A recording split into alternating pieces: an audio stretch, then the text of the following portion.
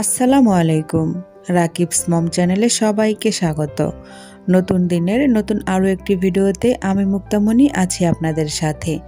আশা করছি যে যেখান থেকে যে অবস্থায় আমার আজকের ভিডিওটি দেখছেন, আল্লাহর অশেষ রহমতে সবাই ভালো আছেন। আমিও আমার পরিবার পরিজন নিয়ে আলহামদুলিল্লাহ ভালো আছি। সকালের নাস্তা করার শেষে আজকের ভিডিওটি শুরু করে দিয়েছি। আমি হচ্ছে যে ভিডিওতে কথা বলতে আসলে কিন্তু একদমই কথা বলতে পারি না। আপুরা দেখি কত সুন্দর করে, কত সুন্দর গুছিয়ে কথা বলে। আমি কিন্তু এত সুন্দর করে গুছিয়ে কথা বলতে পারি না। কেন জানি ভিডিওতে ভয়েস দিতে আসলেই আমি বারবার আটকে যাই।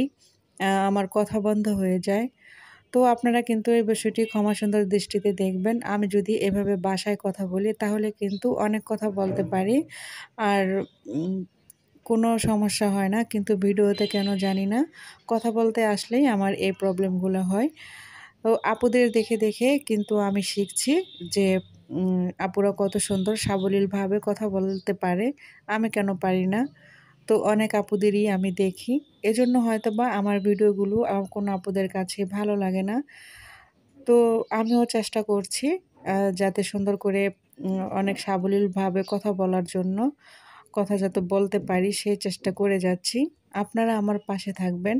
আপনারা পাশে থাকলে কিন্তু আমি আরও একটু সাবলীলভাবে কথা বলতে পারবো আর নতুন ভিডিও বানাতেও আগ্রহ জাগবে।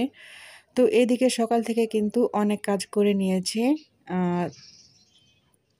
এই যে বিছানার চাদর উঠিয়ে একদম সমস্ত অনেক কাপড় ধুয়ে দিয়ে এসেছি। ধুয়ে তারপর হচ্ছে ছাদে মেলে দিয়ে আসছি। এখন হচ্ছে ঘরটাকে গুছিয়ে নিচ্ছি। তার আগে কিন্তু আমি কিছু বিস্কিট ছিল ওগুলা ভরে নিলাম। মুড়ি বিস্কিট এগুলো শেষ হয়ে গিয়েছিল।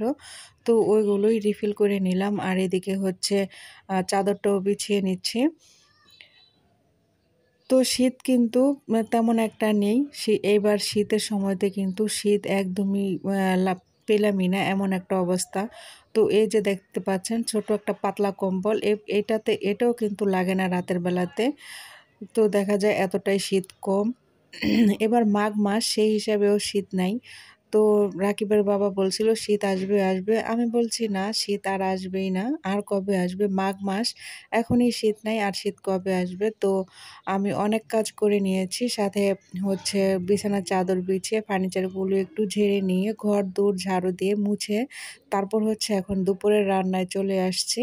তো এসে দেখলাম সকালের কিছু ভাত রয়ে গিয়েছে। সাথে কালকেরও কিছু ভাত ছিল, গতকালের আরকি। তো সমস্ত ভাতগুলো মিলিয়ে, এভাবে তো বাচ্চারা ঠান্ডা ভাত খেতে চায় না। তো সে ভাতটাই হচ্ছে আমি ঘরে যে শীতকালীন সবজি ছিল, তো সমস্ত সবজি দিয়ে কিন্তু একটু আ ফ্রাইড রাইসের মতো করে দিয়েছি।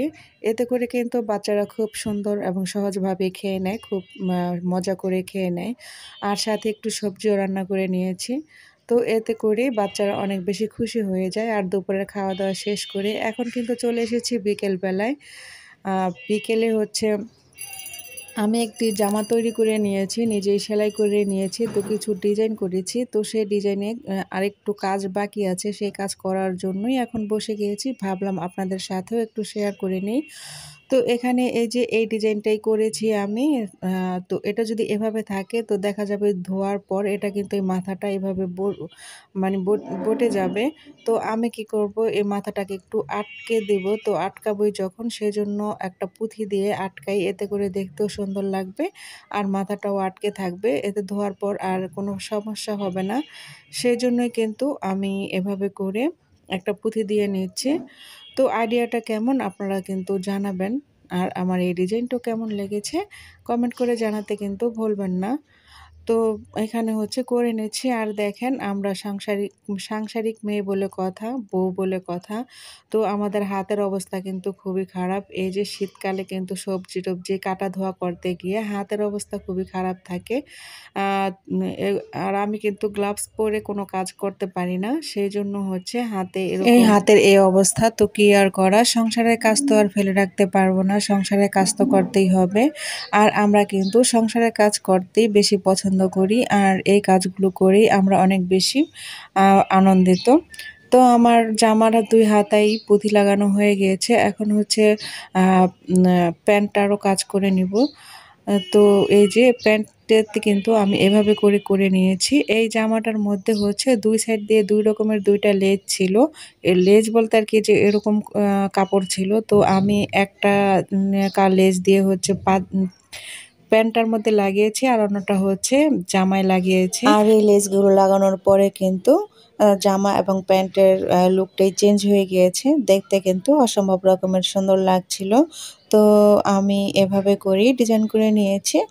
আর এভাবে যদি সুতি কাপড় বা সুতি জামার মধ্যে এভাবে ডিজাইন করে নেওয়া যায় তাহলে কিন্তু পরতে এবং দেখতে ভালোই লাগে। এতে করে আরও একটু সৌন্দর্য বেড়ে যায়। তো এজন্যই আর কি আমি এভাবে করে নিয়েছি। আর ওড়নাটা যেমন ছিল তেমনই রেখে দিয়েছি। মাশাআল্লাহ ওড়নাটা কিন্তু অনেক বড়। আর এই 3 পিসের কাপড়টা কিন্তু খুব সুন্দর। গলাতে কোনো ডিজাইন দেইনি, কারণ হচ্ছে গলাতে এমনিতেই একটা আ সুতার কাজ ছিল, সেজন্য এটা এভাবেই রেখে দিয়েছি। আর এই যে হাতাগুলি কিন্তু আমি পাকিস্তানি হাতা দিয়ে তৈরি করে নিয়েছি। আর জামার নিচের ডিজাইনটাও কিন্তু আমি এভাবে করে হাতার সাথে মিল রেখে করে নিয়েছি। সাথে পুঁতিও লাগিয়ে নিয়েছি। এ তো দেখতে খুব ভালো লাগছিল। তো এখন আমি হচ্ছে কাপড়গুলো ভাঁজ করে রেখে দেব। তো আপনাদের কাছে যদি ভালো লেগে থাকে তাহলে কিন্তু একটা কমেন্ট করে জানাবেন। আপনাদের কমেন্ট পড়তে কিন্তু আমার অনেক, অনেক বেশি ভালো লাগে। তাই আর বলছি যে এই বোনটির জন্য একটি কমেন্ট করে যাবেন। আর আমার কাজকর্মের মধ্যে যদি কোনো ভুল ত্রুটি থাকে সেগুলোকে একটু ক্ষমা সুন্দর দৃষ্টিতে দেখবেন। আর আমি চেষ্টা করব এখন থেকে প্রতিটা ভিডিওতেই একটা করে এরকম জামার মধ্যে নতুন ডিজাইন রাখার। তো আপনাদের এই বিষয়টি যদি ভালো লাগে তাহলে কিন্তু জানাবেন। তো এখন কিন্তু আমি একটু ছাদে চলে যাব। তো চলুন আপনাদেরকেও নিয়ে যাই। এই তো আমি ছাদে চলে আসছি। দেখেন কত বাতাস আর সূর্য কিন্তু পশ্চিম আকাশে হেলে পড়েছে। আর ছাদে আসার পর এখন কিন্তু একটু ঠান্ডা, ঠান্ডা মনে হচ্ছে। বাতাসটা যেহেতু আছে সেজন্য। তো সাথে আমি একটু এই প্রকৃতিটাকে একটু অনুভব করলাম। আর আমার গাছে দেখেন ফুল আসছে। ফুল কিন্তু একদমই থাকতে পারে না। বাচ্চারা একটু হলেই ছিঁড়ে নিয়ে যায়, নয়তো অনেক ফুল থাকতো ওই গাছে। তো আমি তো একটু ফুল বা গাছ প্রিয় মানুষ। এইজন্য আমি এগুলো দেখলেই আটকে যাই। তো আমি এগুলো দেখছিলাম আর আমার সরিষা গাছেও দেখেন সরিষার বীজ চলে আসছে। ওদিকে একটি ছোট বাচ্চা বলছিল, আন্টি আমার একটি বল চলে গিয়েছে ওই ছাদে, আমাকে একটু দিন। তো পাশের বিল্ডিং থেকেই বলছিল, তোর বলটি আমি খুঁজতেছি।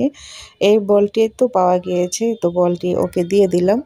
আর বললাম বলটি কিভাবে আসলো, তো ও হচ্ছে খেলা করতেছিল, হয়তো অন্য কোনো বন্ধু এখানে পাঠিয়ে দিয়েছে, তো বলটি ওকে দিয়ে দিলাম।